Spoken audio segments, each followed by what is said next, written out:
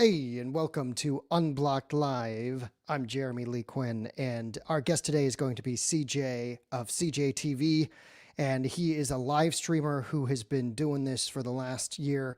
And I've ran into him in a couple of different cities, and we're going to be able to talk and compare notes about what we've seen. He's most recently been in Minneapolis.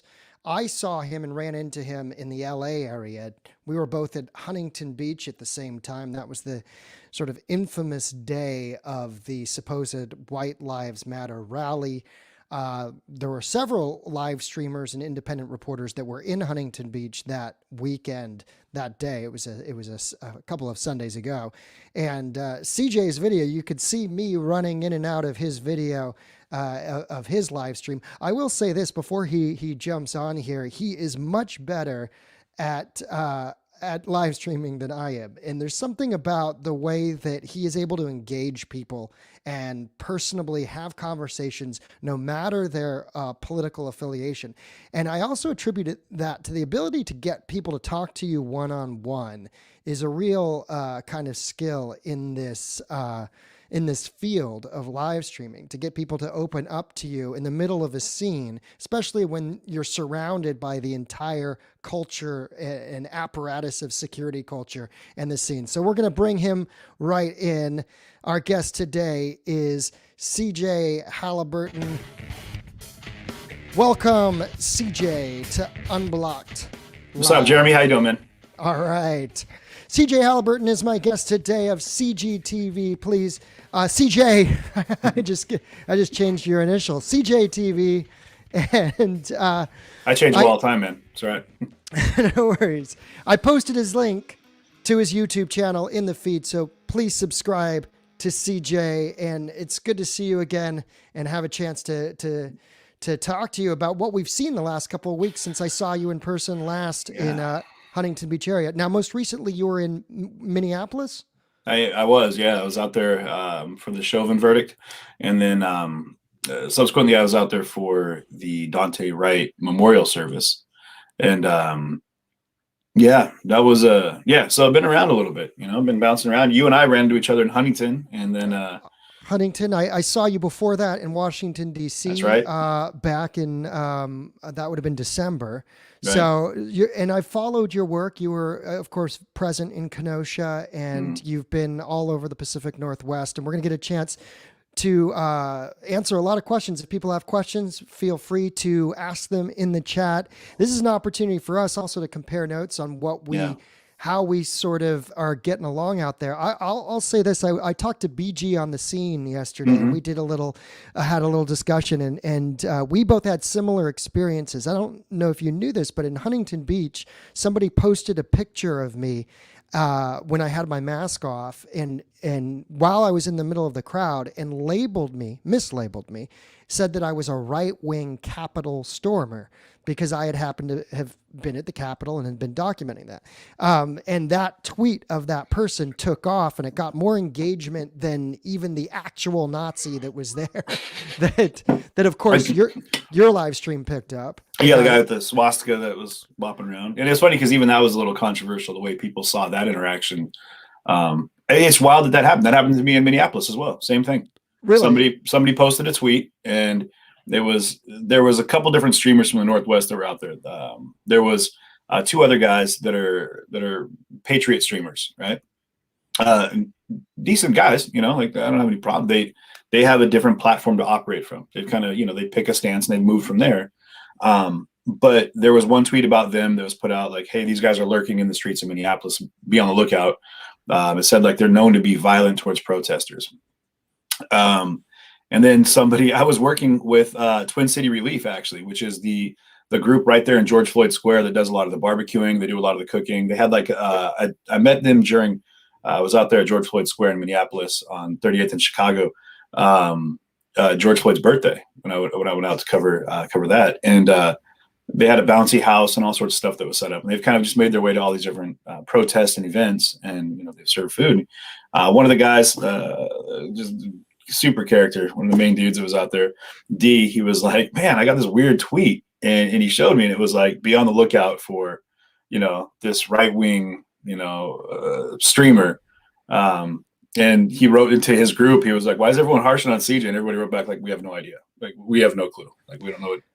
But it's that mislabeling thing that's crazy when people, they have this desire to like identify you. And I think it's almost more like it's like a clubhouse type vibe that people have that are doing that. They're like, oh, we're gonna find these people, we're gonna pick them out. And it's like a Where's Waldo situation almost, But and it's completely inconsistent because completely. On the night that you showed up in Hollywood, I watched your stream a little. I had gone home and I had a rough night of just being constantly ideology checked and people coming up to me because this was in Hollywood. I guess it was 2 weekends ago or so. Mm-hmm. And the memorial to Dante Wright and Adam Toledo had been vandalized the night before, or two nights before. And I had been there on that prior night as well. And so there was a lot of suspicion. People were on edge. And so I got constantly pulled out. And the term for it is security culture. An old school sort of anarchist sort of dropped that one on me, that security culture is big as part of protest movement. And with it comes us being, in my opinion, unfairly targeted, mislabeled, and at times, yeah, they definitely, yeah.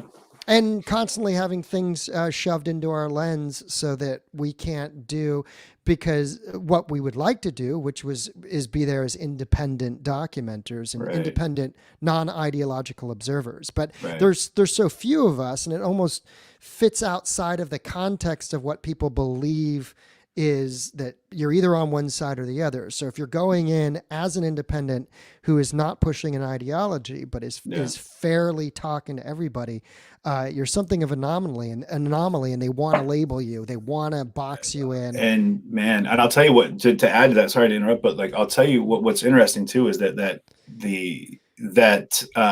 you're either with us or against us is what follows up to that, like if you're not on our side as we deem it, and that's on both, and I hate saying sides, but that's from all different parties, all different groups of people, that are out there that we run into regularly in the protest world, and not even just protest, in the modern day world of news that's being made, as it's being made.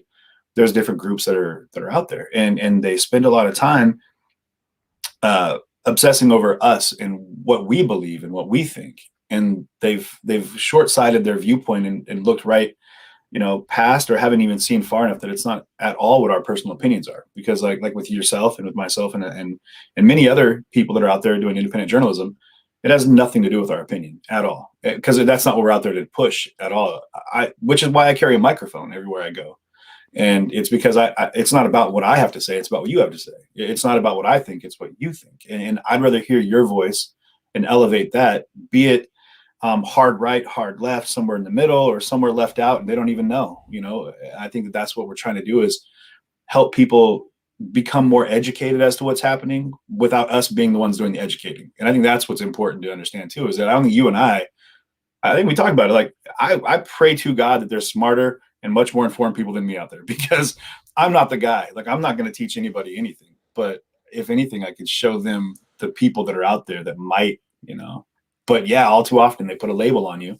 I get that all the time. Well, are you a patriot? Like, are you an Antifa streamer? Or, and it's kind of like these hushed tones. I'm like, no, I'm CJ. I'm just a humanitarian out here trying to figure it out, man. And people are like, well, that doesn't work for me, which feeds into my whole concept now, which is like, well, I mean, how about I'm a patriotic anti-fascist? How's that feel? People are like, wait a minute, those are big terms. You can't mishmash those ones. You're not allowed to do that. I'm like, no, I absolutely can, because I'm allowed to do whatever I want. Right. And it blows people's minds. It really does, right? When you take that independent sort of stance. And I was saying this right before you came on, that in some ways, in a lot of ways, because you've been doing a lot more than me as far as the live streaming is concerned, and I'll say that you have a skill of being able to get people to talk to you even in tense situations. There's a clip that was up, and I remember I just looked at it this morning, and I think you were in Washington D.C., and you're on the leftist side. It looks like there's two different Mhm. sides that are up against each other. Yeah. And a woman is questioning you and telling you that essentially you're not welcome. Right. And you say, well, no, that's not how it works. I'm Right. here, you know, I won't point the camera at you, but what do you have to say? Don't you want to say something about what your platform is and what you're here fighting for? And she kind of won't even talk to you. And She just said, I don't talk to fascists. And I was like, well, I'm not a fascist. There you go. You're green light. Go ahead. Now you can talk. right. Self-proclaimed, not fascist. There you go. Yeah, but so much of this is not taking people at their word. Right. It's that I'm going to, if you're not 100% with us in the Right. sense that we can completely rely on you to give the message we want out there, then Right. we're not going to trust you at all. But it's interesting. That was an interesting exchange because you diffused I it, thought so. and at the same time you got her to keep talking to you. Right. And then one of her in a friends way. was there too. That was so people have context on this one. That was during that first million mega march that they did.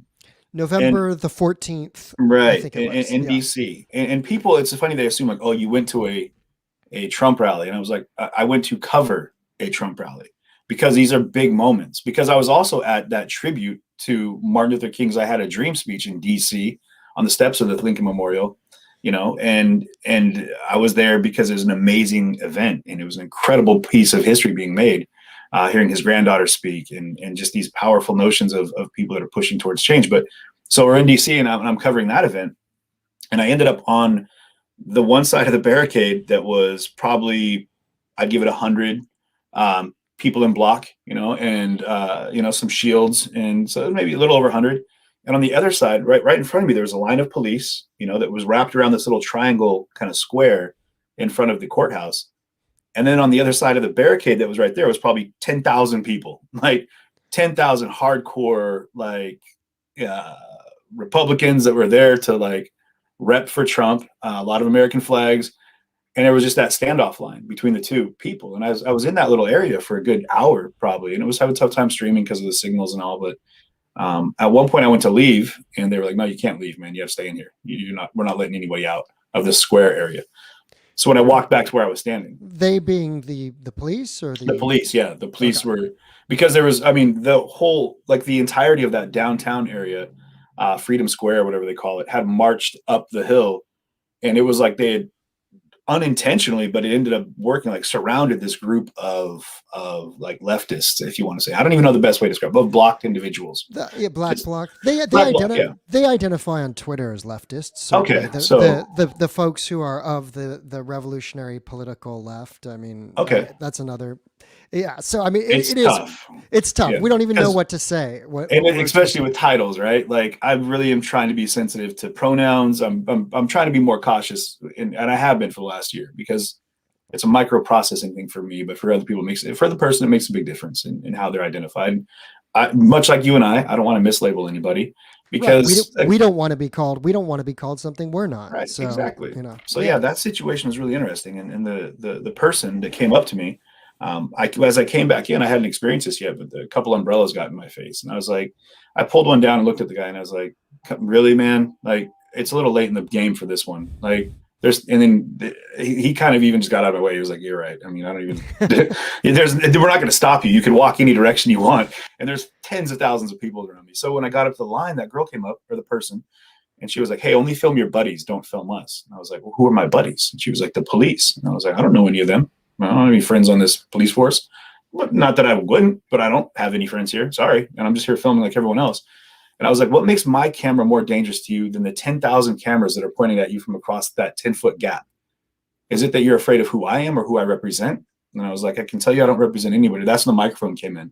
She's like, well, just don't film us. And I was like, well, I'm not looking at you. I can't even see you behind me. But then I pulled my microphone out, which conveniently was right there. And I was like, well, then say something. You know, I've got thousands of people right now that are watching live.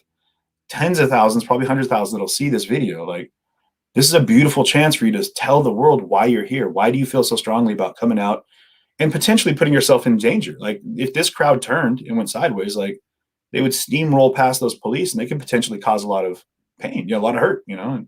And we saw that later when there was fights between like Proud Boys and Antifa, and, you know, people were getting stabbed and beat up. And I was like, why are you so passionate about this? I want to know. Like, I really want to know. And it's sad that there's a kind of like a code of silence amongst those groups, right? Like they've kind of said, we don't talk to press, we don't talk to media, we don't really talk to anybody. And that honestly really breaks my heart, because I've met some people in Block, leftists that have a really beautiful ideology. Like they really see it from a point of view that I was like, man, there's some common ground there in every grouping of life that I think we could all get down with. But it's tough because we can't get them to talk openly about it. And so it becomes a hush-hush situation, and people deal with things they don't understand the way that we always have, especially like in America, like we're kind of like, I don't get it. We'll cage it. We'll figure it out. Like, I don't understand. I don't know what that is coming at me. Let's shoot it. And we'll go ahead and diagnose it later, like, which is probably why we don't have aliens coming and visiting us, because we shoot him out of the sky. Bigfoot's elusive because they know we probably shoot him and then diagnose his body. I'm just, no, but they almost, but it's a strike first mentality. In other words, that people are more, especially when they're on the streets, they're more concerned with these potential threats.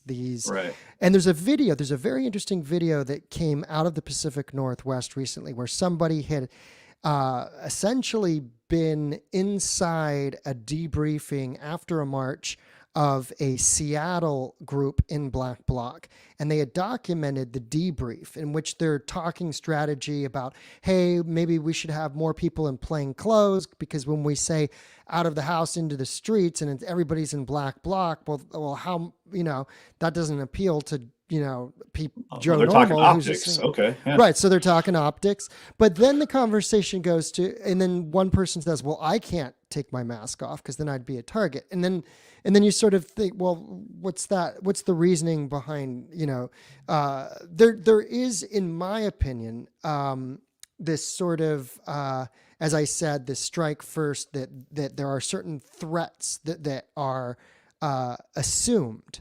There are assumed threats, whether it's the white supremacist group behind every corner, whether it's the police, whether it's journalists, that everybody is out to, let's say there was a right-wing journalist. Well, the best way to change that right-wing journalist's coverage is not to jump him, which I saw in Hollywood. They jumped a guy who was, they identified as right wing, not the night that you were there, but the 2 nights before, on the same night that the memorial was. Well, earlier in that night, someone got accosted as well. Yeah, I saw there were a couple times. I was confronted several times myself in the Hollywood crowd, which is tough for me because this is my own backyard. Right. Trust me, that I understand. Being in Seattle, it's such, like, we have such a radically unique protest community here. The block in Seattle, Portland, and it's changed. The culture has changed so much. I was watching videos from the early days down in Portland, and these same people that are probably now the hardcore, like let's get them type folks were the ones that were like, and I'll pull up clips. I have a handful that I just pulled up not too long ago that were like, people are walking up and like, hey, we came out here because we were watching your feed and we wanted to be a part of what we're watching. Not because I was saying, hey, rally your troops, get in block and get out here in these streets. It was because they saw what was happening through the lens of a camera that wasn't filtered for any one particular use, but they saw something that made them feel compelled to be a part of it, and these are medics. These are people that are just typical protest folk. I've been approached by people on the right as well. Like, I've been approached by like Proud Boys that were like, we saw the same video and we want to be a part of it, but they personalized it their own way. And what people are having a tough time with is like, I don't create those individuals. I don't make them who they are by showing people what's happening.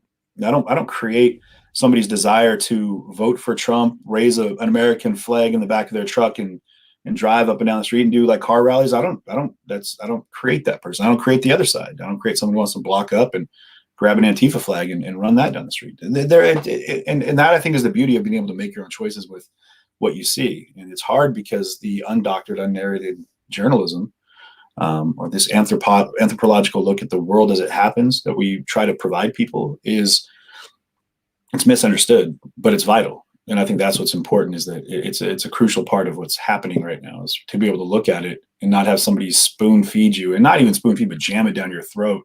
Like, what's happening? Like, I can see it for myself. Don't insult my intelligence. Which is what this is all about, right? It's about an unfiltered view of the world as it's happening. So it's, Yeah. I was just to take it back to the the Hollywood night. I was just thinking okay. about because I was watching your no. There's like no structure to this or anything. Oh, But I'm yeah, just good. saying like to connect with what you're Mhm. just saying. You were in there in a way that was so comfortable, and I don't know if you said you had seen somebody be ejected at the same or was that before you had arrived that No, someone was ejected? that's what I walked up for. Like there's a bunch of police in the parking lot next to the memorial, and then like 8 more squad cars were pulling in, and I was like, oh, I wonder if they're getting ready to try to push everyone out of this memorial, which is, so everyone knows, it was kind of down in it was in Hollywood, Sunset icon, and Vine, Sunset and Vine. right in Yeah, so front it of was, the Chase Bank. Yeah. right. So it was in a very like central location. I mean, there's traffic everywhere. It wasn't like they were occupying a space that would be deemed private property or anything. It was public sidewalks type thing, a public fountain. And then there was a guy there. Right when I went live, I had it muted, unfortunately, which sucks because the conversation that was happening between the gentleman that was who I actually met up with down there. I told him we were going to meet up with down there, and he's a filmmaker, a really well known filmmaker, and they actually just won an award for "We Can't Breathe," which is this beautiful short film that it's about 8-minute film out in Cincinnati, Cleveland. They just made all these documentaries that are powerful, really amazing things. And so he was down there, and he's the one that confronted that guy and was like, listen, and he talked to him in a way that I was really impressed with. He was like, listen, man, you've agitated situations here. It's a memorial. Like, think about what you're doing. Like you're acting out of pocket right now is what he was basically getting at. He was like, you're jamming your camera in people's faces that don't want it. Like you're doing things kind of overtly that are making people very uncomfortable, and you're not reading the room. And he went into greater detail, but I was really kind of excited to hear that dialogue. And the guy in his film, there was like 1 or 2 other guys with him who were filming. They kind of were like, okay, we get it. And they stopped trying to push their way into that group. And I felt that vibe when I got there, when I was watching this happen. So I was like, all right, well, the thing about it's very cliquey. So like down in LA, they have their own block, and they know who's who and who's not. You can even tell people when you're in your black on black on black. Kind of like structurally who someone is and who they're with and how tall they are. You can pick people out of a crowd based off of, I would know people, that I'm familiar with. But when they see an unfamiliar face, immediately there's that apprehension. And I get a lot of it. I get because I was talking to people through Minneapolis that were dealing with terrible things that were targeted, that were like either protest leaders, even just speakers, people that would publicly speak about their views, and like their houses were getting broken into, they were getting super doxxed, and they were having like their animals were being hurt, like things that were just terrible things that were happening to these people that, and I was like, man, so that fear factor comes into play. And I understand that if you want to be out there advocating for something, block is maybe for a lot of people is the safest way to do it. They're in jeopardy of losing a job maybe, or something along those lines. But the fear of the reprisal shouldn't stop you from your desire to be able to be an advocate for what you believe. And I think that for a lot of the current issues that are taking place, be it, labor rights or whatever it might be, or, wrongful deaths at the hands of a police officer, a lot of the world wouldn't even know a lot of the things that are happening if it weren't for people getting out there and kind of raising some ruckus, And I don't mean that in the destruction and violence. I mean, just being willing to go out there and be in the streets. And I met some people, a young man down in Sacramento who really opened my eyes and reminded me about the roots of what really compelled me. And he's an incredibly intelligent, he's 21-year-old young man, definitely a leftist, very well educated, and was incredibly open to talking about his beliefs, views, ideology, fundamentals, and things that he really kind of carried as his ethos. And it reminded me, like, yeah, that's a vital part of it all too. Some places are different though. Minneapolis is different. When I just got back from there, you don't see as much block, but there was still 1,000 people marching. You know what I mean? There definitely is that presence, but I think that as we move around the country, the geography definitely changes the way that people interact with their protest culture. Be the best way to describe it. Yeah, and it's a whole bunch of different local scenes that Mhm. each has their own history, has their own makeup of different cultural components. Mhm. And what's interesting though is this the security culture is pretty Yeah, consistent. That has made its way, especially now having a year now to develop. The Mhm. security culture is pretty intense, and it'll be interesting to see how things progress. Now, by the end of Minneapolis, something interesting I noticed is that a lot of people were in George Floyd Square, and you were able to stream in George Floyd Square. And that's yeah, not something that the weeks before was as easy to do. So again, everything is a matter of circumstance and of different, um, what's going on right now. I guess you could say. absolutely. But you were able to in Minneapolis when you were there. You were there the day that the Chauvin verdict was announced, or Right. right? Yeah, it's funny. I was just trying to pull this up because there is um, Andrew Mercado is Mercado Media. You know, he's based right there out of Minneapolis, and he's been out there from the beginning. And he and I have, we have a history that goes back. You know, we've been kind of we've tag team on things before, and we've kind of gone our own way and whatever. But one of the things that I thought was really interesting, when I'm trying to find it right now, so don't think I'm not 100% here. But he put out a post recently. I was watching an IG live that he was doing. And if you guys didn't see this, I'd recommend it. And you can get over to Mercado Media and check it out.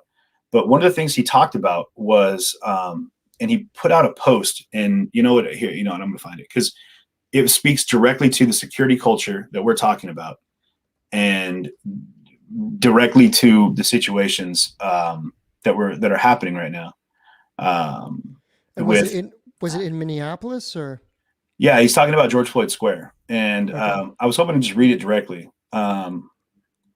He basically they went down there for there was Brianna or B Money was one. She was a person. She was involved in the protest community. Was a big advocate for everything that was happening since the uprising in Minneapolis, and she passed away.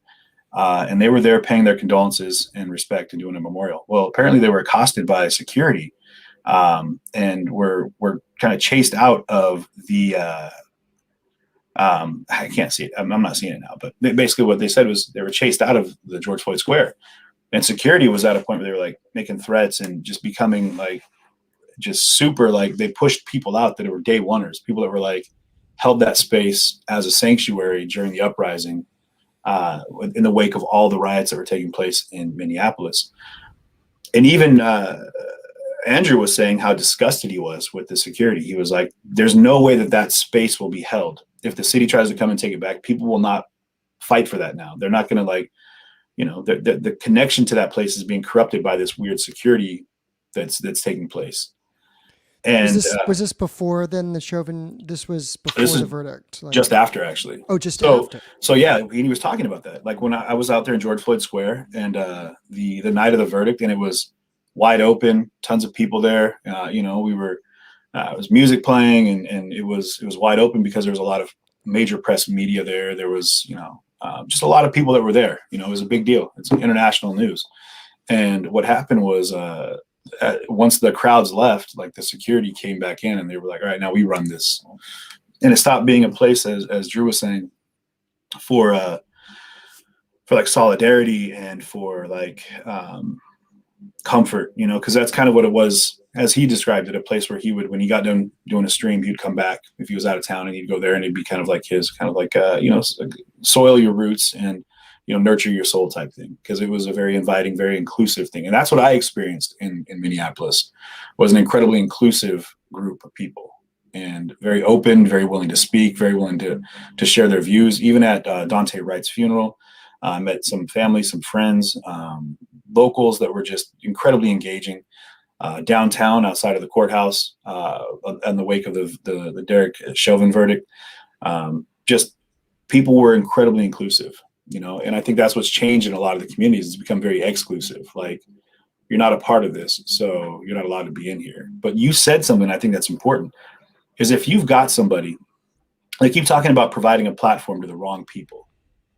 And I think that we need to understand that it's all about education and understanding. And maybe you understand them enough to know that they're batshit crazy. You know, maybe like your view is not going to change on somebody, but not allowing them to speak or share their view is only going to keep you in an ignorant space. And that I don't think is acceptable, because you should fully understand what it is that if you hate something, like, I would hope that you fully understand it. And you're not just saying that because other people have said it, and what they say makes sense more so than your understanding of what it is that you're projecting this emotion towards. And so people are like, oh, you gave Proud Boys a platform. Like, I didn't provide them a platform. I went out there to better understand. I wanted to know what they were all about. Like, I keep hearing, I didn't know anything about them, because you can't really, you hear, like, you see like a Wikipedia description, but I was like, I'd rather hear it from the horse's mouth. You know, like, are you guys white supremacists? Yes or no? You know, I was asking very direct questions to not just guys in the group, but to like John Sullivan and to like Enrique Taro. Like, I was like, well, what's the deal? Like, you tell me. I want to hear it from you. You mean James? Wait, was it James? James Sullivan. James is the one that was at the right? Capitol. Yeah, his brother John Sullivan, I think, is the one. No. That John. I'm getting backwards. Yeah, John was at the Capitol. So James Sullivan is the one who went to Portland. You're talking about Portland on September the 26th. Yes. The Proud Boys rally that was the. Yeah, and they had like the counter rally, and then they had the Proud Boy rally. Yeah. Yeah, and then they had smoke going up on the stage, and like, it was a whole production. Yeah, they had a whole thing. It was a whole thing. Yeah, it was a thing. Yeah, I was there. I was there that day too, and for those who don't know, there were two rallies that were held. You know, if you were live streaming there at, I think it was called Delta Park. There was there was another rally that was a couple miles away, and this was done sort of intentionally. Somehow they figured out to have different rallies in different spaces of the city so that it wouldn't devolve into all-out brawls. So it's kind of like what happened in Huntington when we were down there. You know, they had that White Lives Matter rally that was planned, and then they were like, well, fine, we'll do an equality rally, like a BLM rally, like 2 hours before in the same space, and just hold the space. And so it kind of diffused what could have been a very, from what we saw in the tricklings, it could have been a very racially fueled exchange between two groups that are going to be very strong, have strong feelings about things. So it could have, but the question for Huntington Beach, when I look back at that, was how much of that, there wasn't much of a right-wing presence. I mean, there was only a couple of scattered. At first I said there was one guy with a swastika tattoo. Then after I researched all these other feeds, I realized there were like four people, like four different incidents. Did you see the Grand Wizard apparently that was there? Right. They were like, hey, that's the Grand Wizard. I think we were talking out in the street. Maybe, I think in passing, and someone's like, hey, I think that's the Grand Wizard. Just some dude in a baseball cap, and I was like, he had a cane. His name is something Hagen, and I think he had a cane, and he was in a nondescript sort of black T-shirt and shorts, and he was just kind of on his own. And that's one of the people that I was counting: the swastika guy, the Grand Wizard guy. Right. There was another guy who was a skinhead who had some kind of rune tattoos on the back of his neck. And then there was a guy that was all like wrapped up too, that got chased into the police station. That's the guy, the fourth guy I was going to say, the guy who had the kind of mummy wrap. And he was just out spitting a bunch of racial he was like, at one point he was like, hail Jesus and hail something else. And and it wasn't clear if he had a crew. Now the swastika guy had 3 people that were with him that the crowd kind of didn't even really notice. Did you notice how those guys just disappeared? Like once he got confronted, they were like, we're at they we're gonna go to Orange Julius to get some smoothies, you know. Like they just disappeared. They did. He had 3 guys with him as that clip. Did you notice that the thing about that that's interesting too is those guys that were with him all had long sleeve shirts on. They were all like full long sleeve button up shirts. He was the one guy with the short sleeve, and you know, he was proudly repping that swastika. Now I gotta talk on this for just a second if I can. The issue that I have is I posted a clip of that video. Just like a 20-second clip. You're in there actually. You're down in front of me. Like when I'm filming that, I climbed up on top of something. I was looking down, but you were like right in front of me. And when the Asian man he kept getting in front of him and saying, "Why do you hate me? Why do you hate me?" And the guy was walking, and the whole crowd kept picking up on it, and it just snowballed. It turned into this big crowd. You saw it. Like everyone started following this one guy, and he finally like grabbed the guy right in front of that. He threw him in the side of a police car. He was like, man, I'm trying to walk the pier, get out of my face. And then he kind of like the other gentleman kind of got a little close. I think he kind of maybe bumped him or maybe hit him with the brim of his hat. It was kind of a little bit of a chaotic moment. And that's when he popped him, hit him one. And what was interesting about it though, was that people were really like, they were going into the details as to what was going on, why it was a big deal. Like, well, the one guy was blocking his path, was antagonizing him, and they're like, well, this guy is there because he's a white supremacist and but you don't know that it could have been this tattoo. And I was like, let's just get down to the brass tacks with it. All right.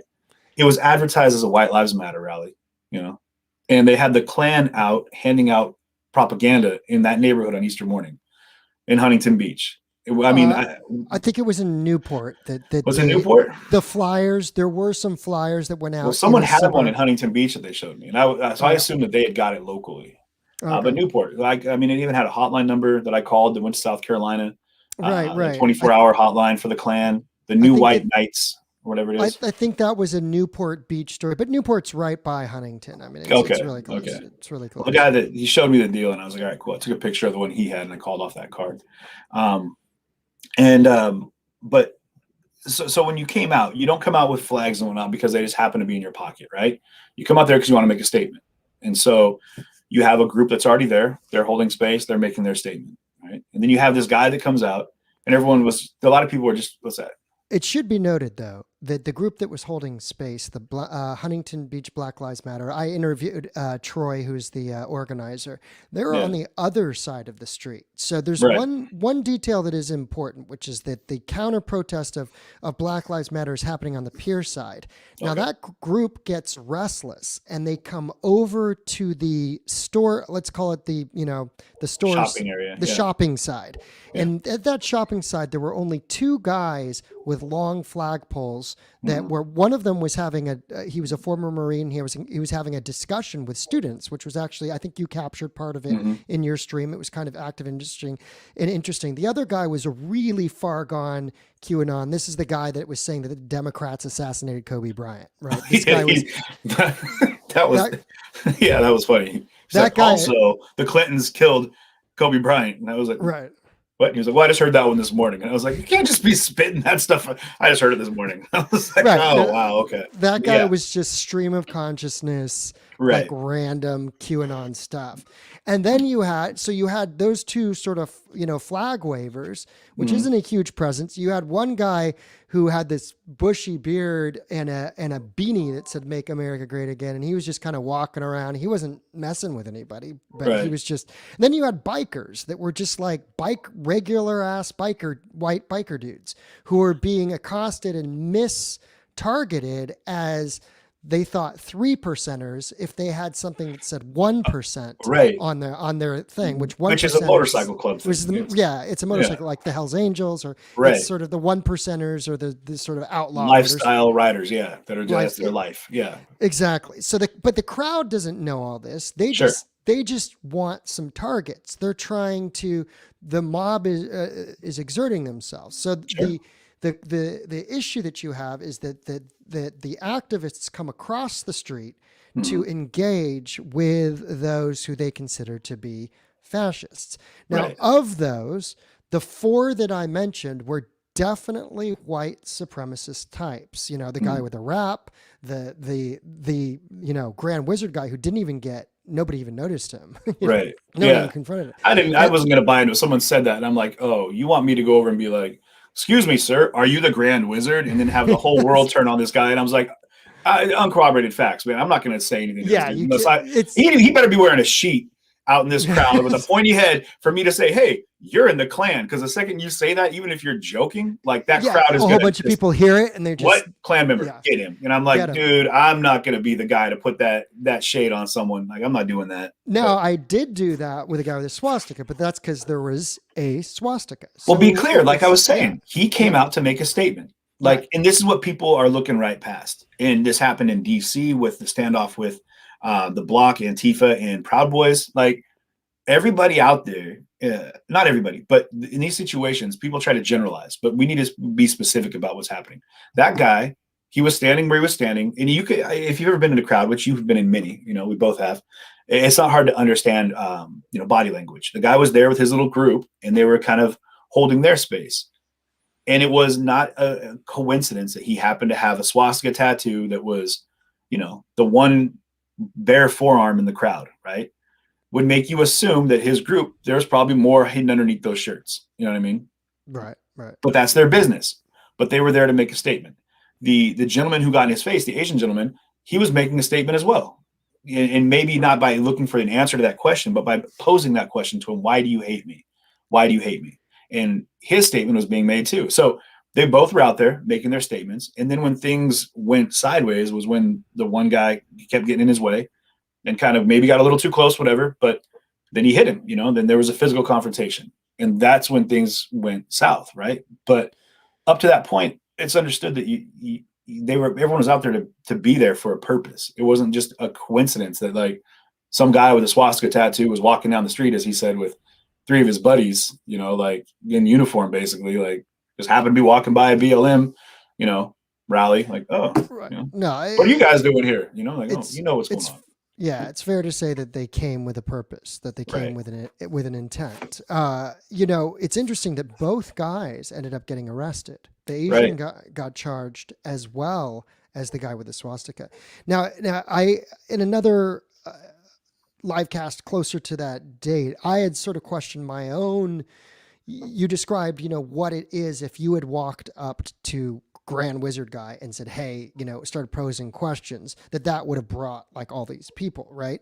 It was a similar situation. So the Asian guy actually came up to me. He saw I was streaming, but he was talking to a friend of his right next to me within an earshot. And he said, there's a Nazi guy over there. And I actually turned to him and I said, where? And he directed me over them. Me and this other streamer who I guess his name is Andrew, we both are filming him first, and the Andrew guy asks, can I ask you a question? And the guy with the swastika tattoo basically just tells him to fuck off. Yeah. Then the other guy shows up, the Asian guy, and says, why do you hate me? Then the guy walks away and he pursues him. He says, no, if you're strong enough to, stand up for your beliefs, tell me, why do you hate me? That's right. When I keyed in, actually, when I was really started following that group. Right. Yeah. And then he gets in front of him, and he does stop a little to initiate contact. In other words, he stops a little and then he pushes him out of the way, so forth. And then the guy who hits him with a swastika turns back and hits him, which is significant because he could have just kept walking if he wanted to.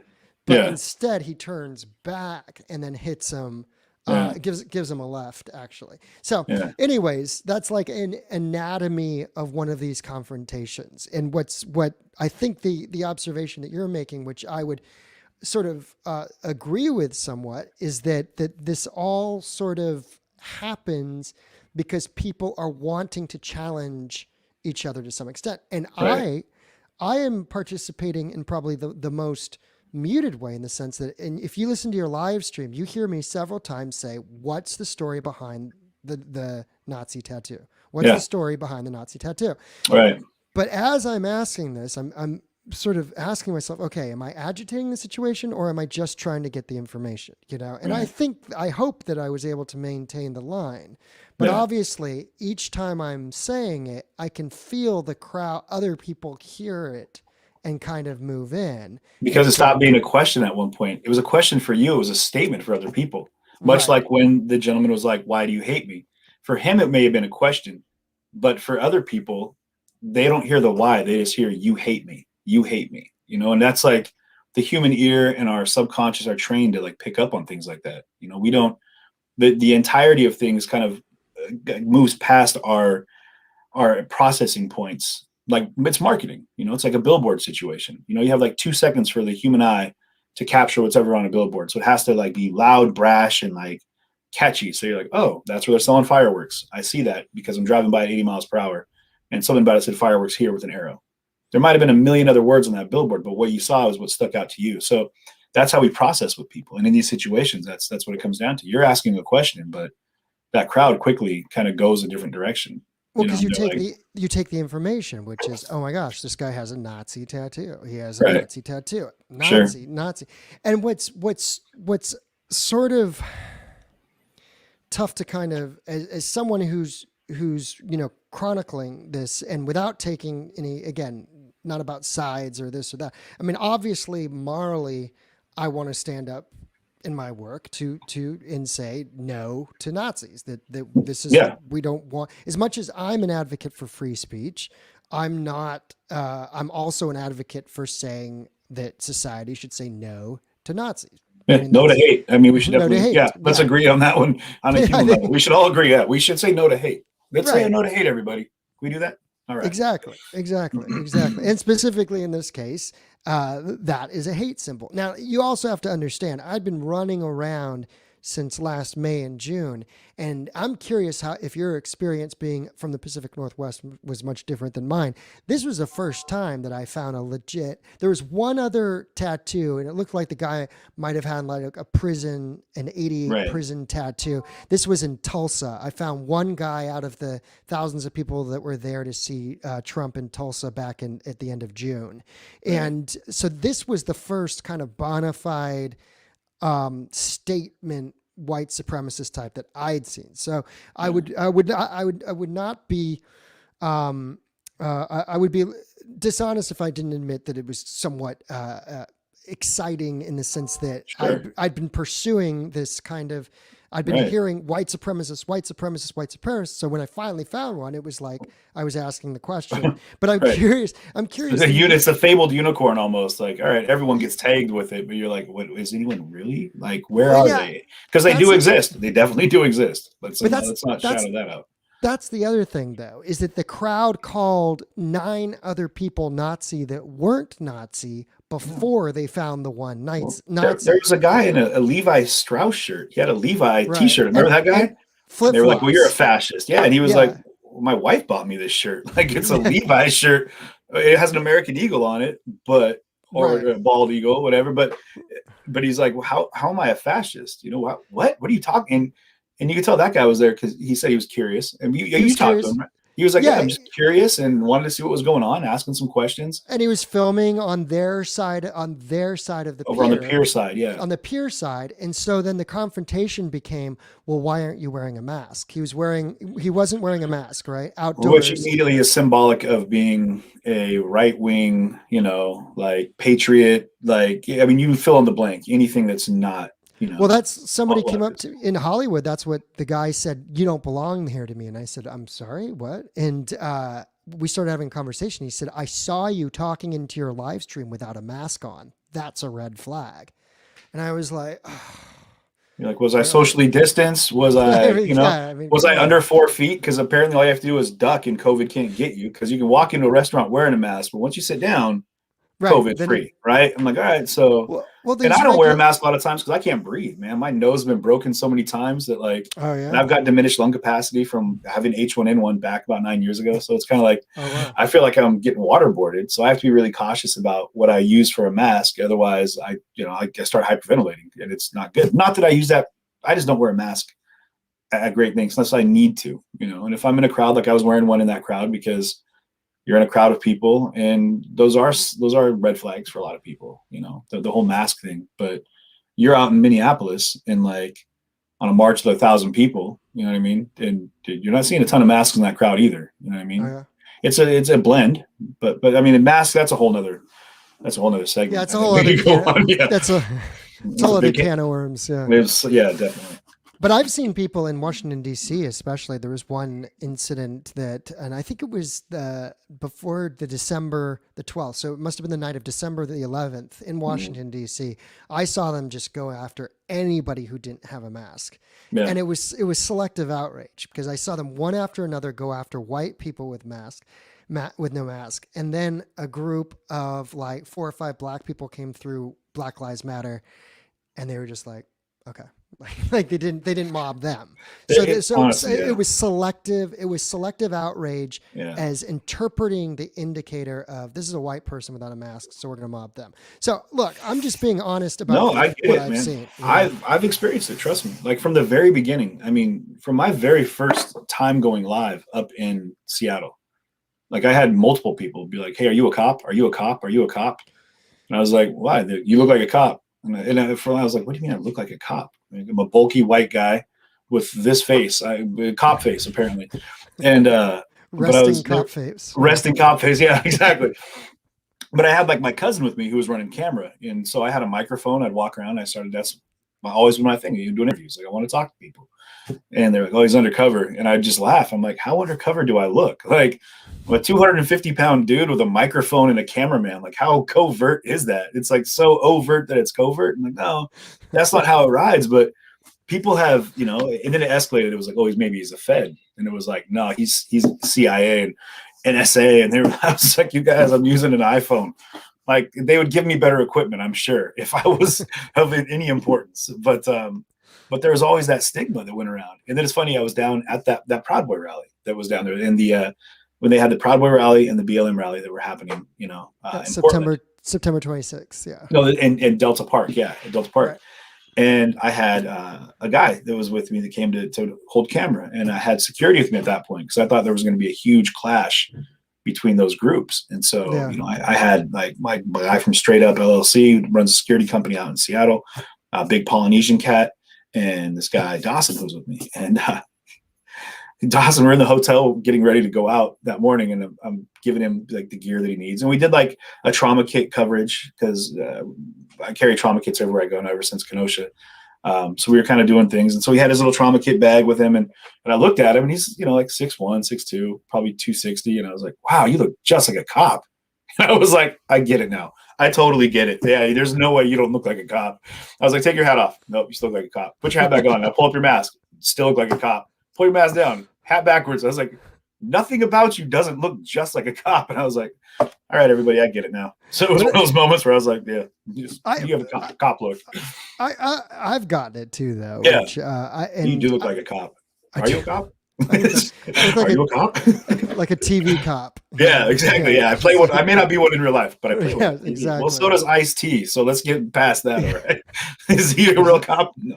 Exactly. I want to be the the commissioner, the guy who's like, look, you're off the force. It's funny because I look like the commish. You know what I mean? I look like the commish. That's my jam. You know what I mean? The original commish. Whatever. No. But what's funny though? I'll say this. One of the things to talk about the aesthetics of individuals, right? Like the optics, if you will. I had a conversation. It was really powerful conversation with a young lady. In the CHOP way back in the beginning. And I just wrapped my feet, and she came up to talk to me because she was like, she said some pretty derogatory things to me out of this crowd. And I think she watched the rest of the interviews that I did and took it in, soaked it in, and realized that I wasn't what she was assuming I was. And I didn't get a lot of, that didn't happen. That was very rare in the beginning days. In the CHOP Chaz, even down in Portland, you didn't have people that were like accosting you and being like, you're not allowed to be here, get out, Like they were just, it was more inclusive, much like what, a lot of things were until security channel, like the structure started changing and whatnot. But and the groups that were more in control started becoming more in control and getting a little bit drunk with power about what they could do and who they could control. And the Northwest got really bad with that. But she came up to me and she was like, hey, are you live? And I was like, no. She was like, I want to apologize for what I said to you earlier. It was just a knee-jerk reaction. And she got really emotional, and she opened up to me and she was like, I was raped by a white man that, and I can't, you don't look like him, but there's just a representation that I see when I see older, like she said older, which I was like, come on, call me old. But for her, basically what she said is that the personification that I gave to her was a trigger. And so that's how she responded. And she did something that I thought was beautiful. She took a moment to get to know me as a person a little bit better. And we had an incredible conversation and in a very embraceful interaction where she was able to kind of, and I'm not going to grandiose it, but I don't think she like solved all of the issues that come along with that horrific experience. But she was able to process at least that experience with me and get through the moment of seeing something that to her triggered, because for her, that was something in her life that was a very traumatic experience. And that carried with me throughout a lot of my time that I spent in these different protests and throughout the country. Is I realized that we don't know what someone's life experience is. We don't know what they've gone through. I don't know what you've gone through entirely. I don't know what a lot of, 99.9% of the people that I've talked to have gone through. And so when we see these people, and I met people like, and I'm saying like the day Jacob Blake was shot, I was in Chicago. I made it to Kenosha that evening. I was there. What you saw in front of the police station wasn't a group of block that was out there, F the police. It was family members and friends, people from the community, people who knew Jacob that were part of his community, that were like heartbroken. They were in tears, or there was crying. There was yelling that was coming from like a place of deep hurt in their soul, and it wasn't rehearsed. It wasn't anything other than when these people were looking at these police, they saw the person that shot Jacob Blake for them, and using that, and granted, I'm sure people have things to say about that, but if you look at that on a bigger scale, when you see something that to you triggers an experience in your life that was, traumatic, you're going to respond in kind. There's going to be things in you, microprocessing things, microaggressions that are going to come out. And I think that we need to move, as we're doing it, we're moving forward as a nation, and the younger generations are slowly, they're educating past and out of these microaggressions, where we see, like, my parents' generation were around during segregation. That was a part of their life. And so the things that are in them, some of the triggers that they have, some of the little knee jerks that they would have had growing up, was just kind of part of like society at the time. And we're moving, I hope, and I ask that question a lot, I hope we're moving away from those things, so that when we see somebody, and this is specifically based off color, based off religion, based off these major indicators, that we don't immediately assume them to be a part of the negativity of the history that we've been taught. We can appreciate that there's an individual there that has their own belief structure in their own life, and, so what I'm getting at is that, like we talked about earlier, is these labels that come up all too often. We need to remember that people are human, and that's what we need to look at them as first. Now, they're going to represent, if they want to go out there with a swastika tattoo and represent that, I mean, you kind of taken that opportunity off the table. You no longer get to be like, oh, this is just another guy on the boardwalk. Like, now you're out here and that's what you're representing, And it's tough because the police do the same thing. When they put on a uniform, they represent the police force. And for people that have dealt with police brutality and situations like that, all police represent the optics in their subconscious processing, that police are the uniform. It's the badge, it's the nightstick, it's the gun, it's the radio, it's the presence, the red and blue lights, whatever it is. Like, for them, if they've dealt with a traumatic experience with the police, all police represent that trauma, And so when we're looking at it from a racial standpoint, people that have been dealing with that, since the conception of our country, since we've been around, since the foundations of some of the things that we've had to move away from, with slavery and some of the terrible things that were part of, some of the building blocks of the nation, that we can appreciate that we're a young country, but we've made great strides in moving away from, the atrocities of some of the things of our past. Right. So anyway, I just realized that as I was moving forward, that I don't really give people too much grief if their knee-jerk reaction is to look at me a certain way and treat me a certain way. I just have to react through kindness and understanding, and give them an opportunity to look at me differently. And hopefully I can represent a group of people that look like me, or, carry themselves the same way, whatever, or maybe it's independent journalists, whatever it is that whatever group I might be able to represent, and they might be able to see them differently through the course of understanding and conversation. And I think that's what, it's scary to think that a lot of people are talking less and judging more in a world where people are thinking so much differently than each other, and we should celebrate that, difference. So.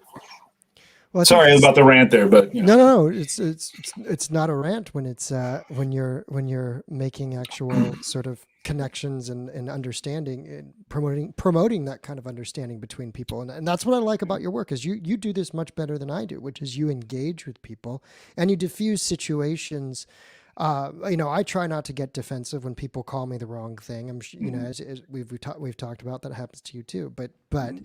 that you're willing to sort of stick it out. I think this is what we're going to be all tested on in some way, uh, because the one sort of consistent roadblock that if you're any independent that's out there covering these kinds of actions is security culture, and that exists on the Mhm. right as well as the left. And I've seen that when I met you. They In were DC. DC, Remember yeah. that? Yeah.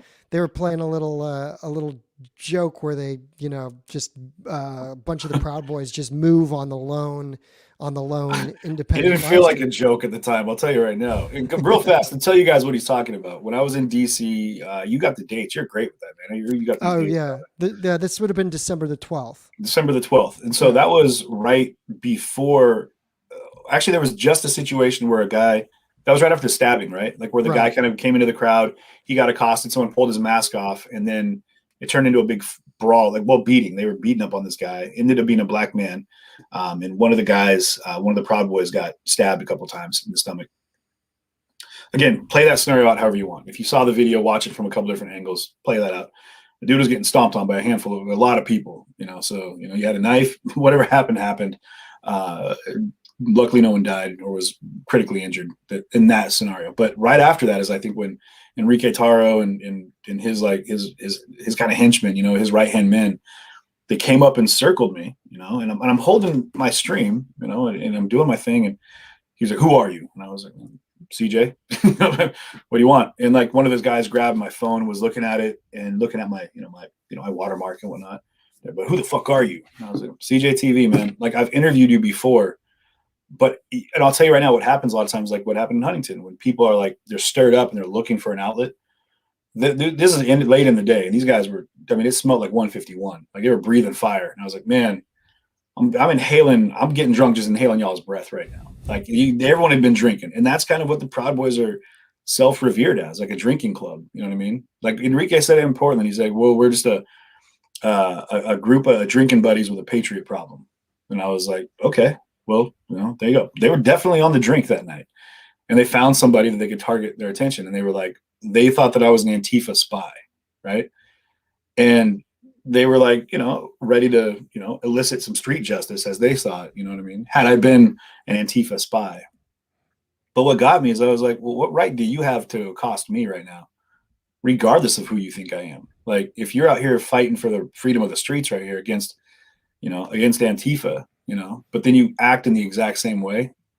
I was like, what right do you have? I was like, get the fuck off me, man. Get away from me. And I was like, why are you touching my camera? And one came up later in the night as I dropped after the stab. Actually, it was before the stabbing, after the stabbing and all that big fight and everything. I took my sister was with me. I took her and dropped her off in the van. I was like, I really don't want you out here.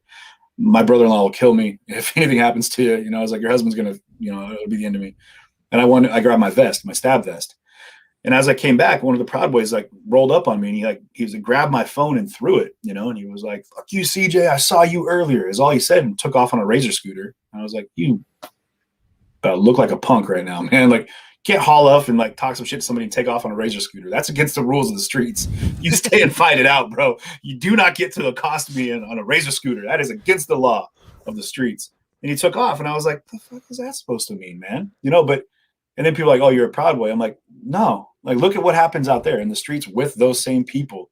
They're like, "No, you're not one of us." And then I was talking to people like, "No, we don't talk to press. We don't talk to press." And they had one of the guys that came up, and he was like, "Man, I've been following you from the beginning. I really appreciate your work." And they grabbed him, and they brought him to the side of the street, and they were scolding him. They're like, "Dude, you do not talk to press if you're out here representing us." And I could hear them giving him the business. And I was like, holy shit, dude. Like, why are It's you guys this. all so worried about it? Like, what, It's the like, same. It's the same security culture from the left that was being practiced on the right. exactly. They had all their earpieces and Yeah. And they were comms and singling people stuff. out. There was like, who was out there? Like, I mean, there was tons of people out. You were out there. I was out there. There was Yeah. BCP was out there. You had, I mean, everybody I was just out there. talked to BG on the scene. I talked to a lot of Mhm. people who've been out there that were Yeah. out there that night, because that night was so chaotic Mhm. and it was so all over the place. But you know what happened that night, real fast, and then I'll please, then I want you to go on. Was what I was talking about, how everyone's there to make a statement, right? Like, people Yeah. are out there to make a statement. The Proud Boys were out there and they were like marching around. They were like, F Antifa, F Antifa, F Antifa. Antifa was out there with their flags, F the Proud Boys, F the Proud Boys. And everyone was battle geared up, ready to brawl. And so I got grief. It's not about me, but when the police were kind of like kettling people around, you know, they were trying to channel the flow of traffic to keep these groups away from each other. Well, finally, like, you know, there was a break in the lines. Proud Boys came around the corner one way. Antifa was there. There was no one between them but air and opportunity, as they say in the streets, and they rushed each other, and it was a fight. They were fighting with each other. Exactly what they were both looking for, you know. Was this over by Black Lives Matter Plaza or by the hotels? No, it was kind of closer to like in between the hotels and the plaza. It was in the streets out in the middle. Okay. This is when the one girl on the scooter, there was two black girls on the scooter. Like she got knocked out really bad, and but she had a knife at one point. They were like, oh, she was stabbing people, or you know, it was just the melee when people are getting stomped on, you know. And at that point, like one guy was on the ground getting kicked and beat on pretty good, and I pulled a bunch of people off him, and I was like, man, get up, and I kind of shoved him back towards the shield wall they had, the Antifa wall over there. And he went down again, and my sister, much against my what I was telling her, I was like, just stay out of this. You need to stay away from this group. I don't want you to get hurt. She even went out and picked the guy up again and was like, hey, buddy, you need to get out of here. Like, get out of here. And I saw people that were, you know, it happened again. Like someone was getting stomped on. I was kind of like, hey, man, back off. Like they're already down. You don't need to stomp on this person. Like you fought. Like be a man. I don't want to say be a man about it, but be a man about it, man. Like I've never been okay with seeing people get done on the deck. You know, like stomped out. Like if you fight, knock someone down, like if they're ready to call it quits, you help them up, shake hands, you go your own way. You got it out of your system, right? But if you're looking to just thoroughly beat somebody, like you could potentially murder someone through the wrong punch or kick. And now everybody's implicit, you know. Everyone's going down for murder, you know. And like you don't need that. Like if you want to get out your aggression, man up about it. Make it a fight, deal with it, and then call it good. You know, they have a mutual combat law in Seattle or in Washington. Oh, right. Like if we were in the street and we were like, hey, you want to fight? And I was like, yeah, I want to fight. The police would just step back and like, hey, they agreed, they want to fight. We could scrap it out right there and then be like, all right, cool. Got it out of my system. Well, that's what's so interesting. And I've reviewed, I had one guest who was there for, you know, the cider riot. The cider riot was in Portland in 2019. And what's interesting is the police were supposedly close by, and they let the thing play out. And at different melees, people are actually like shaking hands and then like going into fisticuffs and then shaking hands at the end. And then it gets bad because a woman gets knocked out, right? And then it just all descends into, you know, all chaos. Yeah. All chaos. So, you know, this thing that was happening on, you know, December the 12th in Washington, D.C., kind of people who made the trip were there for some kind of action, you know, physical action. At one point, a big MAGA group marched on Black Lives Matter Plaza. They came out of like an alley that was to the west of it, I believe, and they just sort of made a surprise march. And then they marched, and then it was just mayhem. Yeah. And well, I got caught in that too at one point when I first got there that day. Earlier in the day, during the daylight hours, we walked up to like one corner of BLM Plaza, like one of the side roads, one of the roads that came out. You got it lined up, man. I'm impressed. Your geographical like acuteness here is impressive, and your dates. But the police had a big line there. There's a handful of other block members and, you know, Antifa, whatever. They were trying to get into the BLM Plaza, and the police weren't letting them in. They're like, no, we're not letting you in. Like, it's not happening. And they were holding that space. Now, to be clear, before I even went out there, I made it clear. I was like, listen, if there's going to be an issue, like, I'm not going to fight it. You know, they advertised for this space. Like, they put out flyers and online flyers and whatnot. Like, and they're like, hey, come to BLM Plaza. Like, we're doing a protest. We're doing a rally, whatever you want to call it. And I was like, that's their rally. You know, like, I'm not going to be with someone that's like, no, I have the right to be here too. I'm going to put a camera in your face, because that's just not what I do, you know. And so we got to the police line, and I guess they got on the radio. They heard the Proud Boys were coming up the street. So they opened up the police line. They were like, get in there. You need to go ahead and go in. Otherwise, we're going to end up with a brawl out here on the street. So they let them through. And when the police line opened up, I was like, okay, well, I'm going to go in here. You know, I'm not going to go all the way down the street, the one block down to the plaza, and end up having to be an issue. But I went in, I started interviewing some people. And then we got, immediately we got accosted by a group of like 4 or 5 people that came up. And it was interesting. because they were like, we're not even trying to talk to you, bro. You just need to get the fuck out of here. Like, you need to leave now. You're not welcome here. And immediately I was like, no problem. I'm out. I'll leave. No worries. I got it. And the guy that was telling me kind of stepped back. It was this younger black gentleman. And he was like, you had a problem with this, or however you worded it? I was like, no, man, this is your event. I'm not trying to be antagonistic, man. You guys don't want me to be in here. It's totally cool. I get it. I'll kick rocks. And it was crazy because he shook my hand. It was like, I really appreciate you doing that. I'll let them know how respectful you were. Like, I really appreciate you being cool with this. Meanwhile, my sister, who didn't get it, she's like, "What? You can't make us leave." And I was like, "Please, just be quiet. Just walk away. Just walk away." And she was really like arguing with somebody over here on the side. But the one gentleman that came up to me was like, "Oh, man, all right, cool. I appreciate you being compliant or whatever, however he worded it." And I think that moment for me was a big deal for them too, because I was like, "Listen, man, like, we all are allowed to be out here, but like, we don't need to fight while we're out here. Like, I'm here to get understanding, not to be an agitator, I don't want to be the news. I want to cover it. I want to be able to ask questions and hear what you have to say. But you and me sitting here having a fight is going to be a highlight reel. Sure, I'm sure like you'd get viewers out of it. Like, oh, it's going down. But I don't care about it. That's not my focus, right? And I don't think it's yours either. It's just kind of like, which is why we try to like kind of blend into the background as best we can. Like why are you always wearing black? I'm like, because it's the least bright color you could wear, just blend in. You do blend in, and that's part of it. Thank That you. is part of it. Yeah. No.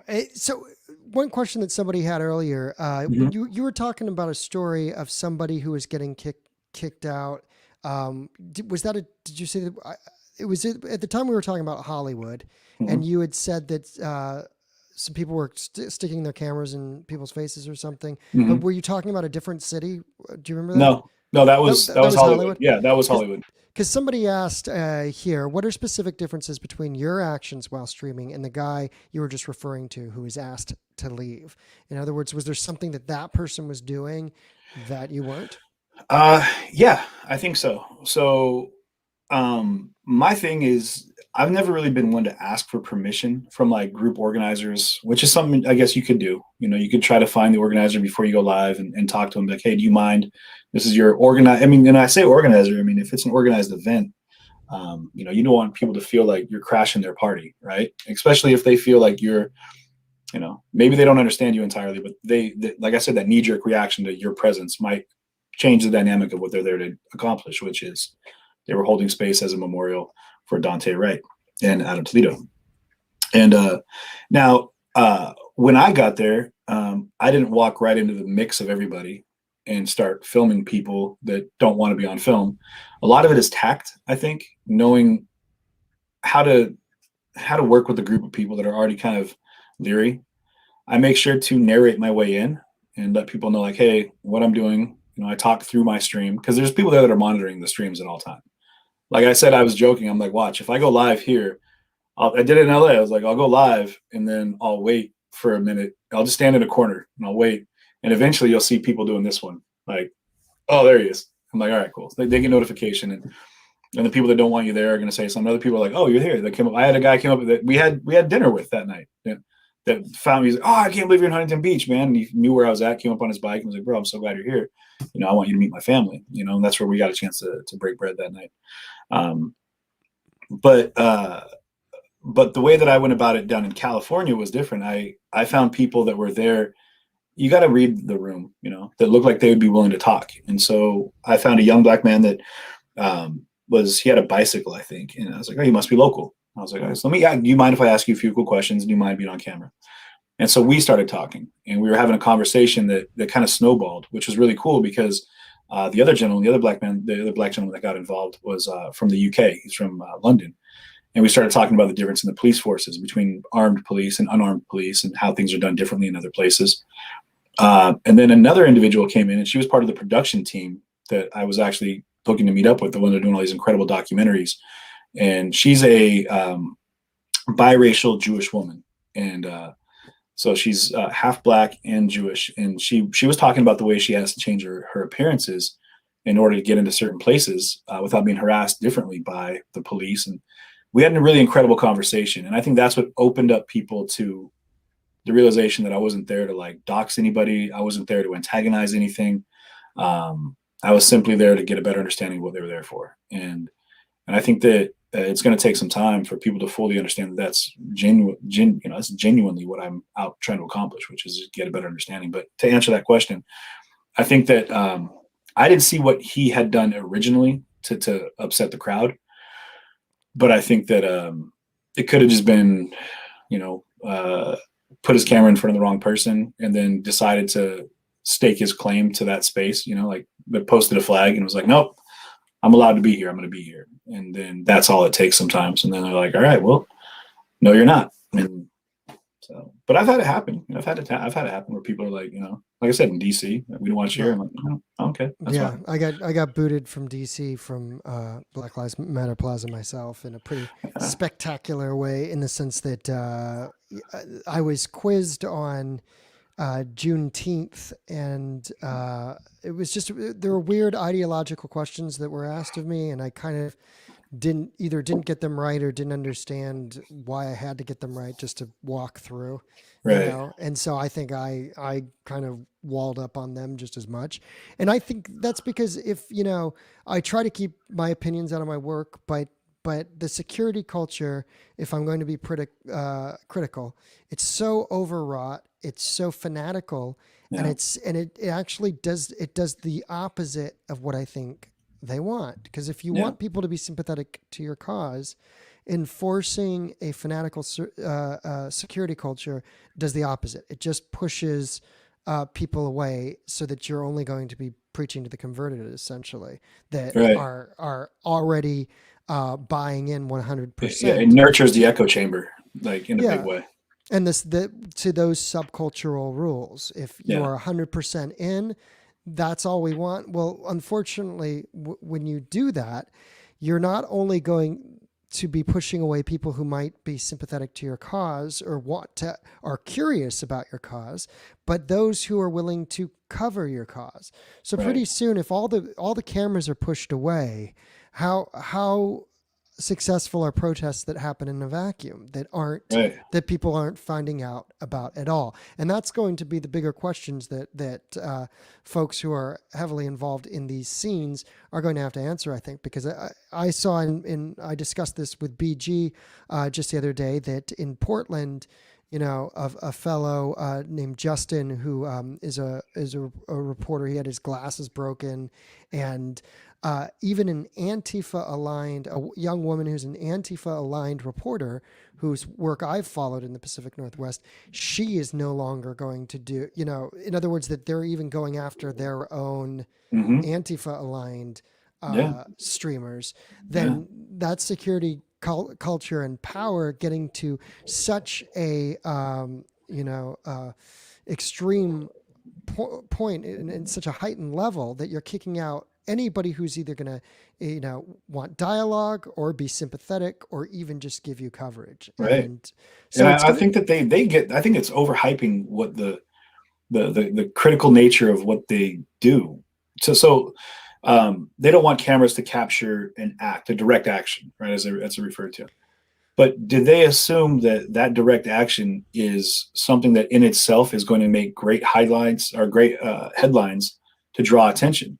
And that's the thing, is like, you're in block. No one knows who you are. We can't see who you are. If you're going to go out and commit an act of destruction to raise awareness for whatever cause it is you feel like you're fighting for, as counterproductive as I feel that is, because I feel like once you have the destruction, I think that's what people see. They don't see the cause. They don't see the surrounding, like, fundamental beliefs that go into that brought people out there. They just see someone smashing up the windows on a Starbucks or a TGI Fridays or Buffalo Wild Wings. And they're like, oh great, like, you just made our city look a little bit crappier, but and that's where when that group, they have issues with people like us when we speak up about those things. Where I'm like, listen, like, I'm not trying to stop you from doing what you're doing at all, but if you're going to do it, like, appreciate that I'm not the only camera in the world. There's closed circuit TV everywhere.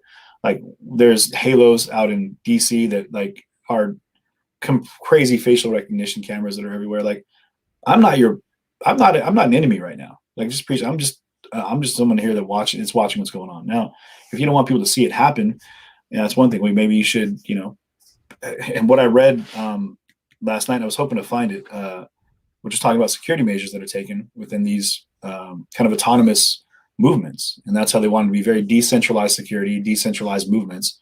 that are, your ones and twos. Only speak to people that you know. Don't talk openly in groups, even if you feel like it's a trusted group of comrades, as they worded it. Like, they were like, don't do this, don't do that. And I think I took a screenshot of it. And if I have it right handy, I'll pull it up for you real quick. But it really kind of caught me off guard, because I realized that the way that they've got it set up is one where they were encouraging people to do things, direct actions in their own cities. And it's, one of those things in the Twitter sphere, it goes off into the void. But as they were telling people in their own cities to do these things on their own, but not to allow it to be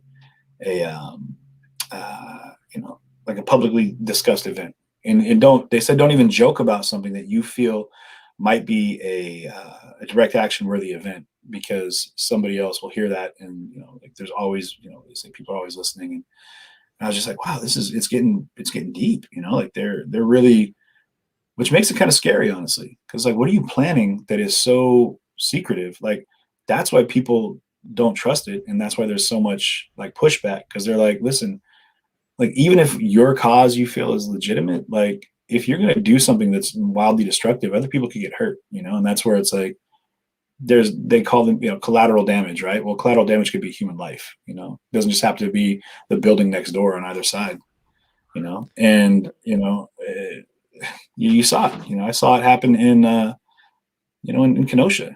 People were out, they were out protesting, and the protesting turned to a riot, and the riot turned into massive destruction in a city that didn't deserve it. Like the city did nothing. These businesses that were being targeted, like the buildings that were burning, like the lives that were lost, it's scary, man. And so that security culture that they've got going right now, I think it adds more fear, and maybe that's what they're trying to accomplish. I don't know. Maybe that's part of it, And it doesn't necessarily happen without provoking an equal opposite reaction. Right. If people are against it, what you saw in Kenosha, and the night that people were shot, that Kyle Rittenhouse was involved. Were you there before that night, or did you arrive on that night? So I was there like the entire a couple hours after Jacob Blake was shot until. That's right. You said for like even 2 weeks basically. Yeah. So you saw that whole progression in Kenosha, Mm-hmm. and in other words, it started with, I think you described, family, community. Mm-hmm. Then at some point, did you see activist and black bloc groups come in, and then at some point militia that were like the counter response to that? Is that an accurate sort of trajectory about how stuff like that builds, or how would you, in your own words, describe what it was like being in Kenosha for several days? Yeah, well, I mean, that would be an entire episode in its own segment. Yeah. But I'll say this about riots and like protests that take on destruction becomes part of the process. They're incredibly adaptive, like amazingly adaptive, in like this super like hyper speed of adaptation, where they see something that kind of works, and then immediately that becomes part of the fundamental, and it's just as building blocks, and it escalates. And you saw that with things like a car fire. One car was lit on fire, and it made a lot of popping, a lot of big flames, and it was like, oh well, if this one we can burn, there's 100 other cars, let's burn all of them too, And then it was like, oh, we can get away with burning this building, let's burn that one too, and that one as well. And it started off with these dump trucks that they had. They had these city trucks that were there, and they used those for blockading the road. And one got lit on fire, and then another and another. And by the end of night one, there was like 3 or 4 dump trucks that were burning, and then that just made its way towards the city, and then there was some structure fires, and you didn't see that happening at the hands of I'll say specifically that I watched people light these things on fire, and they weren't people in block. I watched them like dumping gasoline into the cab of a city truck and lighting it on fire, and it wasn't people in block, which is, like I said, it changes as you get further away from some of these like major cities, you know what I mean? And but that presence slowly became part of it. over the course of a couple of days. But the militia groups or the armed citizens as well. It wasn't just like militia-esque individuals. It was like armed citizens that were. And what was interesting about the dynamic there is like the first guys that I started talking to had Justice for Jacob on their bulletproof vests, and they had BLM patches on the back of their helmets. But they looked just like a militia group that would have been, like a Patriot group or a 3% group or whatever. And so they were getting kind of accosted by the crowd, and they were like, "Dude, we're here to protect you guys. We're here to protect the citizens of the streets here. We're here to protect these buildings from people that are coming in and destroying your city." Like that was like the libertarian militia, the one that was on, because they said that if you're against the government, then we stand with you. And then they said all lives won't matter till Black Lives Matter. Let's go. And there was a clip of these guys. Some of them had yellow shirt on. There was a lot of diversity amongst the armed individuals that were out there. So like, I couldn't say they were all. Yeah, dialed into the same, but that definitely was one of the. Was that at the gas station? At the gas station, it was by the gas station, and there was guys that were just wearing like. One guy looked like a World War II paratrooper. Like he had the most interesting fatigues on, and I swear he had like I remember my dad having an old helmet from back when he was in like the army when I was a little kid. Like it looked like something out of, out of a costume shop. But and these guys were like yelling at each other, and there's guys on the rooftops. And they were kind of like directing. They were never like pointing their guns at people like that. When I was around, they weren't like, get away from this building or get away from this. They were just kind of putting themselves in front of these different shops and different, different stores and car dealerships, but didn't stop from happening. They just became another one of the targets. The guys on the rooftop were having rocks and bottles thrown at them. And the group just got pushed out of the park.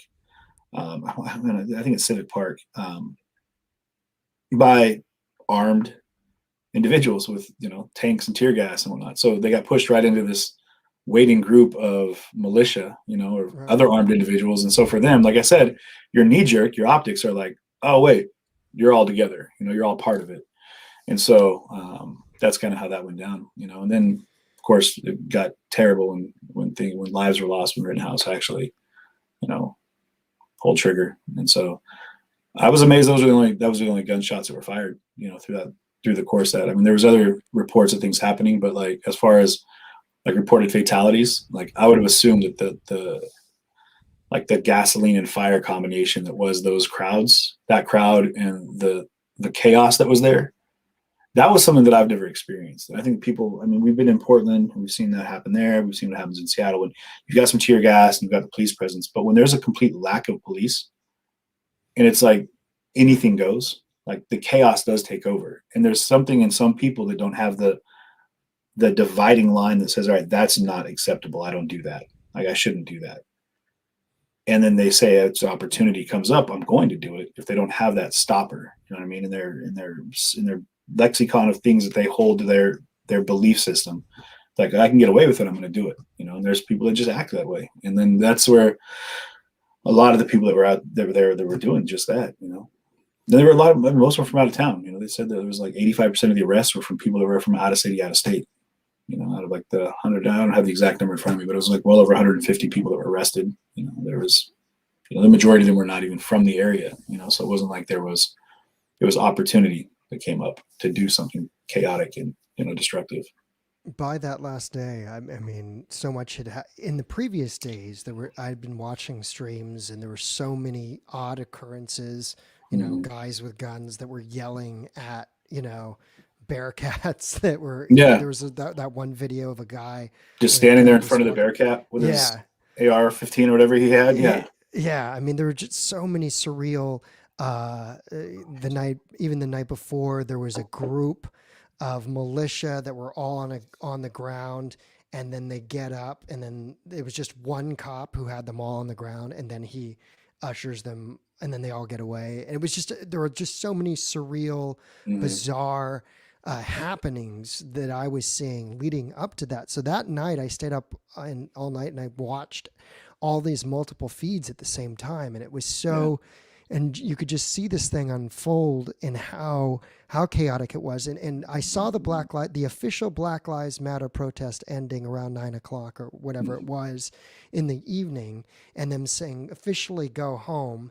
Then around that City Hall Plaza, that park, all of a sudden another group comes in, and they're in block, and some people are doing rallying cries, and then they just are throwing stuff against the fence and shaking the fence, and certain fireworks are being used and so forth. And then they clear everybody out of that park area, which had to have been one of the most you think that this is an error that you would have known by when was Kenosha? It was already in August or so. August, yeah.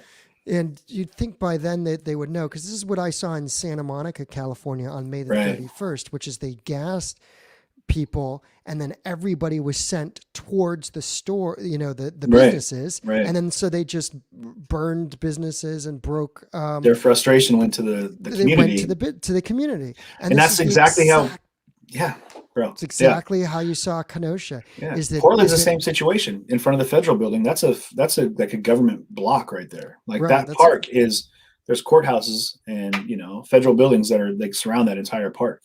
And so when they're like tear gassing people and chasing them out into the streets, it's like now it's the citizens and the community out there that have to deal with it. And that's exactly what you're saying is Kenosha. Like that blew my mind. I was like, stop, man. Like make this your standoff point. Yeah. But you guys can weather the storm. You have tanks and artillery. Like you'll be just fine. But if they want to go ahead and have that violent exchange, let it happen here where you have, like I said, big fences and armor-proof or bulletproof vehicles that can actually take that. Not like like a mattress store down the street that's getting burned down, or a tattoo shop, or a wireless store, or someone's home, or auto dealerships that are now being lit on fire. I mean, they did find their way to the DOC building and burned that one down, but like in between there and the where they were pushed out, there was just violence and destruction the entire way. So those giant fences, they could be like they're like a chew toy. I've said, if you have them and they're if people are focusing their energy on them, then they're not going to be focusing it anywhere else. And it's the same thing in Portland. Somebody asked if we had seen Ted Wheeler's press conference. He said, did CJ or you see Mayor Ted Wheeler's press conference actually calling the protesters anarchist and asking the public to help identify them as they arrive to marches? I did not see that. No. So to Oceana 23 on YouTube, I didn't see that press release. Honestly, a lot of Ted Wheeler I just block out just because it's one of those local politicians that I was just like, oh man, especially, just these photo ops that he did. Like when he came out to the crowd, he stood in that crowd. Right. Did you remember this? And got tear gassed and, for a minute, and then he got evacuated out right away. But I was like, come on, man. Like, don't fake it. Like, don't act like you're out here and you're with the shit, or whatever. Like, you're just like, I'm here in solidarity. We don't want these guys here either, these federal agents. But then he goes back to his building. He's like, kick their ass, whatever it is. So I kind of blocked him out. Well, you're from the Pacific Northwest, also from further up north, but there is a different energy there. I've noticed, even compared to California, there's a different energy, and sort of when it comes to being plugged into the ideology of what can happen, and any final thoughts as you move forward? How do you see things having changed? Do you feel any sense in our collective consciousness of with the Chauvin trial, being over? I mean, obviously there's going to be all these other officers that are going to be tried as well, but is the energy from where you're from and across the country, how would you characterize that? And what do you imagine you'll see, or even just hope that you'll see in the next couple of months? Yeah. Well, I'll tell you the energy you're talking about, I think it's like the perfect storm, I think, in the Northwest. There's, and to be clear, I'm not going to be most of these people you see out there protesting are young individuals. They're young people. A lot of them are students. And a lot of them are very well educated. Like, they're educated. I say very well, they're educated. They're not ignorant individuals. They understand what they understand. They believe what they believe. And you gotta understand, like, a lot of that liberal aspect of, I mean, I don't say liberal, man, that's just not the way to do it. But a lot of these hard left individuals, they're younger but educated, so that you're going to find them a lot of the schools, a lot of the colleges. We have a lot of community colleges in the Northwest here that are really well known, that are people come in to even just come to our community colleges, but we have some incredible universities in the area as well. In these places, like in downtown Seattle, you have Seattle University, Seattle Central Community College, you've got Bellevue College, you've got University of Washington, you've got all these, University of Puget Sound, you've got all these colleges that are all in the area. And so it's like a hotbed for these, different beliefs and different understanding, different educational aspects of political system, and it's kind of been a little bit more accepted in the Northwest, the protest community, how it's been done. And I think it's changed a lot in the tactics that were used. And we saw it happen in the Chop Chaz, as Andrew was saying, it's happening in George Floyd Square now. These places that are being kind of like the security overhaul of who's in control is undermining the opportunity to allow there to be an educational platform. And so what I'm hoping will happen moving forward is that the protest community will become more aware of the fact that, like, the more platforms they have, the better opportunity they have to spread their message, right? And I'm hoping that as more common individuals, like everyday people, are involved in a movement publicly, that those will be the people that we get a chance to talk to and be a part of the understanding. And I see that a lot in other places like Minneapolis, even in California. I met some people down there, Kenosha, all over the place, where people are at Louisville, where people are just open to talking and they want their message to be heard. And I'm hoping that the protest community sees that, they appreciate that not everybody's your enemy. You kind of become what you create in a lot of situations like that. Like, if you make me your enemy, like, all right, that's what I'll be. And for you, it'll always be that way. But in the wake of the Chauvin trial, I saw what could, like, the pressure cooker was, like, the pressure was released, at least in Minneapolis that day, where it could have gone. I mean, there were buildings boarded up for miles, outside of the city, and not just like front storefronts. 2-3 stories up, buildings were boarded up, like something I hadn't seen before.